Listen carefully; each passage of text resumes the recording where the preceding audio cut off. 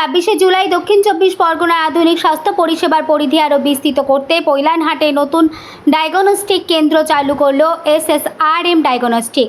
Pailan housing পার্কে Pailan group of ইনস্টিটিউশনের সহযোগিতায় কেন্দ্রটি উদ্বোধন হয়। উদ্বোধনী অনুষ্ঠানকে ঘিরে আয়োজন করা হয় একাধিক জনস্বাস্থ্য ভিত্তিক কর্মসূচির, যার মূল লক্ষ্য ছিল প্রতিরোধমূলক স্বাস্থ্য সেবা সম্পর্কে সাধারণ মানুষের মধ্যে সচেতনতা বৃদ্ধি। নতুন কেন্দ্রটির উদ্বোধন করেন রাজ্যের পঞ্চায়েত ও গ্রামীণ উন্নয়ন, কৃষি বিপণন এবং প্রাণী সম্পদ উন্নয়ন দপ্তরের মন্ত্রী দিলীপ ঘোষ। অনুষ্ঠানে উপস্থিত ছিলেন সাতগাছিয়ার বিধায়ক অগ্নিশ্বর নস্কর, ফলতার বিধায়ক দেবাংশু পান্ডা, বেহালা পূর্বের বিধায়ক শঙ্কর শিকদার, ছিলেন বহু চিকিৎসক সহ বিশিষ্ট সমাজসেবী এবং রাজনৈতিক ব্যক্তিত্ব রাকেশ সিং এবং অভিজিৎ সর্দার এবং দীপক হালদার। অনুষ্ঠানে অন্যতম আকর্ষণ ছিল স্বেচ্ছায় রক্তদান শিবির, বিনামূল্যে স্বাস্থ্য পরীক্ষা, হোমিওপ্যাথি স্বাস্থ্য শিবির, চক্ষু পরীক্ষা এবং দৃষ্টিশক্তি নির্ণয় শিবির। প্রথম 100 জন উপভোক্তার মধ্যে বিনামূল্যে চশমা বিতরণ করা হয়। SSRM ডায়াগনস্টিকের এক মুখপাত্র বলেন, নতুন কেন্দ্র চালুর মাধ্যমে দক্ষিণবঙ্গে আমাদের স্বাস্থ্য পরিষেবার নেটওয়ার্ক আরও শক্তিশালী হলো।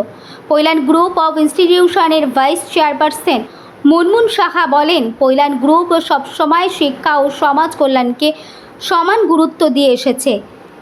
এছাড়াও এই ডায়াগনস্টিক কেন্দ্র শুধু স্থানীয় মানুষের কাছে উন্নত স্বাস্থ্য পরিষেবা পৌঁছে দেবে না, মানুষের শিক্ষার্থীদের জন্য বাস্তব ভিত্তিক প্রশিক্ষণের নতুন দিগন্ত খুলে দিল। যশোর রোড নাগের বাজারে ব্রাঞ্চ আছে, এখানে মানে দক্ষিণে আমাদের এই প্রথম ব্রাঞ্চ আমরা খুলেছি। যেহেতু মানে এখানকার নাগরিকরা এখানকার এরা পেত না কোনো স্বাস্থ্য পরিষেবা, সেহেতু আমরা এই ব্রাঞ্চটা খুলেছি। এখানে খুব কম খরচে সমস্ত রকমের টেস্ট করা যাবে, অত্যাধুনিক সমস্ত মেশিন, মানে ট্রেনিং প্রাপ্ত সমস্ত কর্মীরা এখানে সমস্ত টেস্ট হবে, কোনো যাতে কম খরচের লোকে পরিষেবা পেতে পারে, সেই জন্যই আমাদের এই ডায়াগনস্টিক সেন্টারটা তৈরি করা। আমাদের 3টে আছে, ফুলবাগানে আছে, আমাদের যশোর রোড নাগের বাজারে আছে, আর এটা সব রকমের চিকিৎসা, সব রকমের ব্লাড পরীক্ষা, এক্সরে, সিটি, MRI, আমাদের সব কিছু হয়। চার্জ খুবই কম, এবং আমরা একটা প্রিভিলেজ কার্ডও তৈরি করেছি, যেটা পরিবারের সকল সদস্যরা 6 মাসের জন্য ডিসকাউন্ট রেটে টেস্ট করতে পারবে।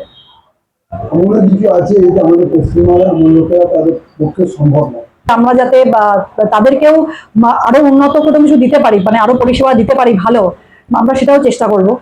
এবং আমাদের ভবিষ্যতের প্ল্যানও আছে যে আমরা একটা মেডিকেল কলেজ বানাবো, আমরা আরো হসপিটাল তৈরি করব, অনেক বেডের হসপিটাল তৈরি করব। আমার নাম দেবযানী সেন, আমি ম্যানেজার।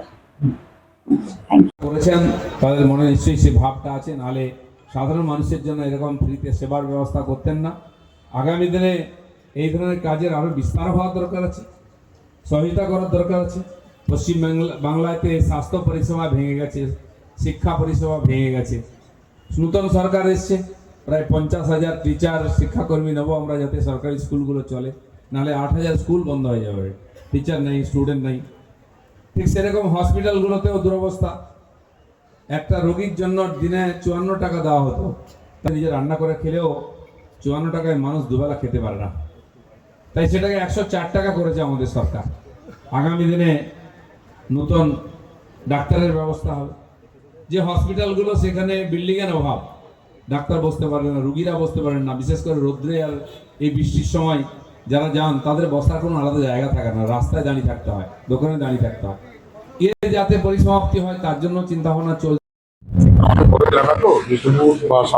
দুটো জয়েন্টই আছে তো একসঙ্গে, তা এখানে একটা নার্সিংহোমের প্রয়োজন ছিল, নার্সিংহোমটা হয়েছে, সেবা হবে, তো সেজন্য করার দরকার ছিল। দেখা একটু লেট হয়ে গেছে, এটা আরো আগে হওয়ার দরকার ছিল। দেখ, আগে গভর্নমেন্ট ছিল করতে পারেনি, এখন নতুন গভর্নমেন্ট এসেছে, নতুন একটা জিনিস দেখলাম, এটা খুব ভালো লেগেছে।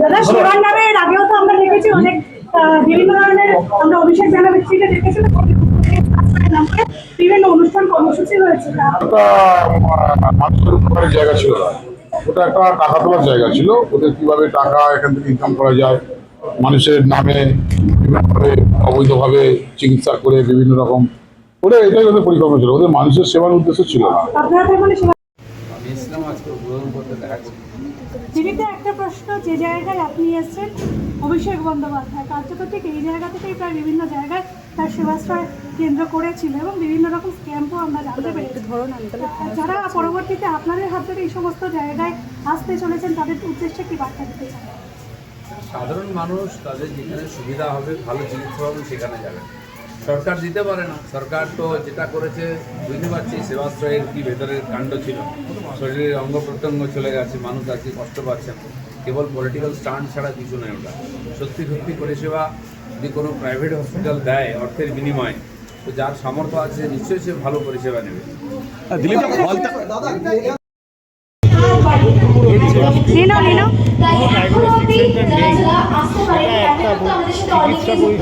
জনগণকে দেওয়া এমন একটা মূল উদ্দেশ্য। দ্বিতীয় হচ্ছে আমরা হেলথ সায়েন্সের আমাদের ডিভিশন আছে আমাদের কৈলান কলেজে, সেই কলেজে যে হেলথ সায়েন্সে পড়ানো হয় সেই স্টুডেন্টদের 4 বছর ধরে তারা যাতে হাতে কলমে শিক্ষা নিতে পারে, তাদের শিক্ষাটাকে আরও বেশি স্কিলফুল করার জন্য, যাতে তারা যেখানে যাবে সেখানে গিয়ে স্কিল পারফর্ম করতে পারে। দেখুন, স্কিল না হলে আজকালকার দিনে মুশকিল। স্কিল একটা যে স্কিল যদি না স্টুডেন্ট হয় তাহলে অর্গানাইজেশন, লোকে বলে চাকরি নেই, কিন্তু অ্যাকচুয়ালি স্কিল লোক নেই।